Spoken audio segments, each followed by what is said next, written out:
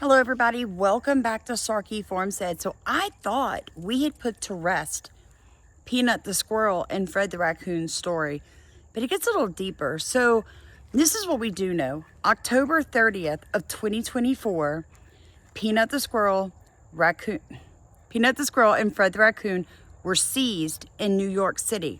Remember that, or New York State. Here's what I find very interesting. On October 23rd of 2024, 7 days before they seized these animals, they were seeking out whether or not they were going to have to, quote unquote, test these animals for rabies. Why am I telling you that? Because I have a clip I want you to watch. The reasoning, the way that the Department of Health and all these people are trying to say it's not us, it's not our fault because people are threatening them, which I'm telling you now, don't do that. The law is the law. Change the law. Don't threaten people, folks. It doesn't get us very far. But the reason I'm making this video is because 6 weeks to 2 months after the squirrel and the raccoon are euthanized, you then come back to defend yourself. But the department was asking about euthanization because when they say testing for rabies, it means they have to put them to sleep to check them for rabies. So they have to euthanize them to check them for rabies.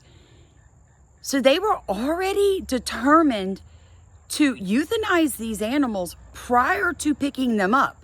That is the point of me showing you these videos. They're claiming, oh, once the squirrel bit, we didn't have a choice, but you had already made the decision to test them for rabies prior to going to get them.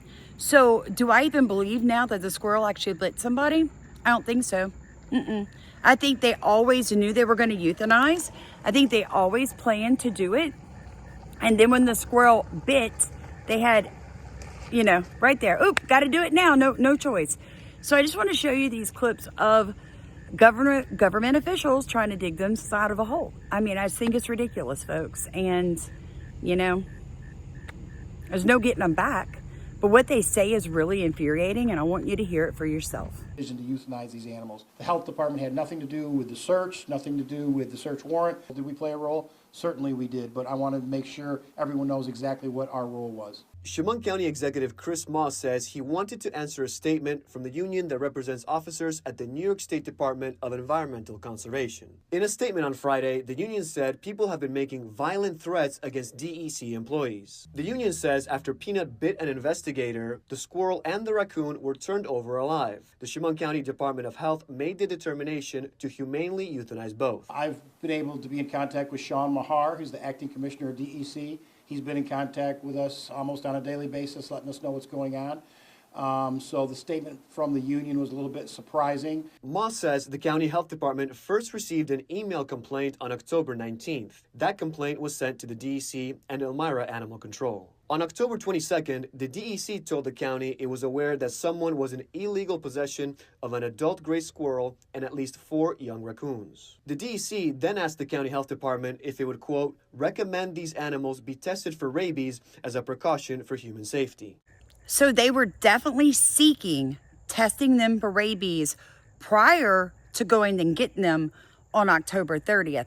This is why I made this video, because even though they're trying to cover themselves, they are having to admit, well, one, through FOIA requests by people, which are Information Act requests for information, they're also basically burying themselves because you're admitting that on the 22nd, you were already seeking testing for rabies. The county says it then contacted the New York State Department of Health for guidance. The Department of Health told the county, quote, if there was an exposure, the animals would need to be tested for rabies.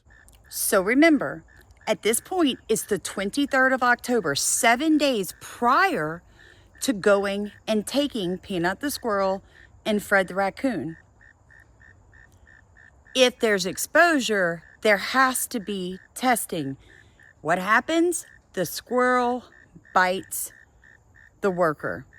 The county says the DEC then contacted Elmira Animal Control to ask about the euthanizing process. The animals were seized and put down on October 30th. Moss says both test results for rabies came back negative. I have furnished you copies of the certificates to where the animals were euthanized. You can see the DEC is mentioned in both certificates. Chemung County Public Health Director Pete Pizzetti said a waiting period before testing for rabies was not possible for Pnut and Fred. 10-day confinement in public health law is strictly for those pets, dogs, cats, and ferrets.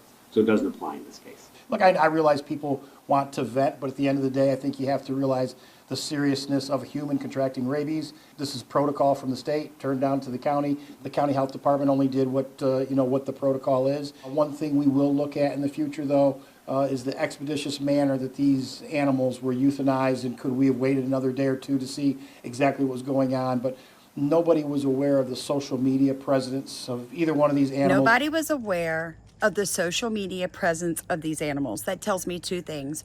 One, what do you do when there's no one to watch you? How many animals lose their life because there's nobody to check your power? And two, I believe it's a bold-faced lie.